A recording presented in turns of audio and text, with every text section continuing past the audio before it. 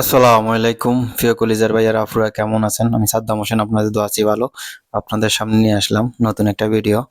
এই যে আমরা যে ঘরের জানালা রাখি, জানালার যে তলার মধ্যে আমরা অনেক সময় এমনি প্লাস্টার করিয়া লাই, আসলে প্লাস্টার গুলো হাঁটি যায় বা কোনা ভাঙি যায়।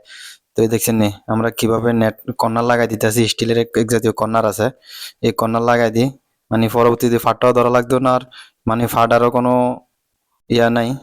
তো কর্নার গুলা কিভাবে লাগাইতেছে দেখেন, একবারে লেভেল করে এক সুতা দিয়ে মাফি একবারে কর্নার লাগাই দিতে আছে।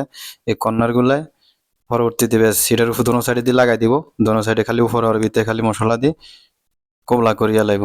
তো এই নুর ইসলাম ভাই কত সুন্দর করে কর্নার গুলা লাগাইতে আছে দেখছেন, এই খাড়াও লাগালাইছে, মানে পুরা একটা কোবলাও বাদ যাবো না, যতগুলা কোবলা আছে সবগুলা কোবলার ভিতরে এভাবে কর্নার লাগাইতে হইব। তো আসলে আমরা বিদেশে কিভাবে কাজ করি, কাজের ভিডিওগুলো আপনাদের সামনে তুলে ধরি। যদি ভিডিওগুলো ভালো লাগে আপনাদের কাছে একটু হইলো, অবশ্যই ভিডিওটা ভালো লাগলে একটু হইলো ভালোবাসা দিবেন। আর আপনাদের ভালোবাসায় হয়তো ফেসবুকে যে একটু টিকে থাকতে, যদি ভিডিওটা ভালো লাগে অবশ্যই ভিডিওটা শেয়ার করে দিবেন, অন্যকে দেখার সুযোগ করে দিবেন।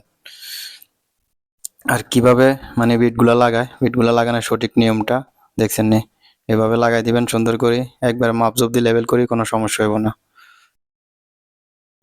ভাই ভিডিওগুলো করি আপনাদের জন্য, আপনাদের ভালোবাসা পাওয়ার জন্য। যদি সামান্য একটু ভালো হয় ভিডিওটা, বা সামান্য একটু যদি আপনাদের কাছে ভালো লাগে আমরা বিদেশে কাজের ভিডিওগুলো আপনাদের সামনে তুলে ধরি, অবশ্যই একটু ভালোবাসা দিবেন। সাদ্দাম হোসেন পেজটি ফলো দিয়ে রাখবেন নতুন নতুন ভিডিও পাওয়ার জন্য। সবাই ভালো থাকবেন, সুস্থ থাকবেন।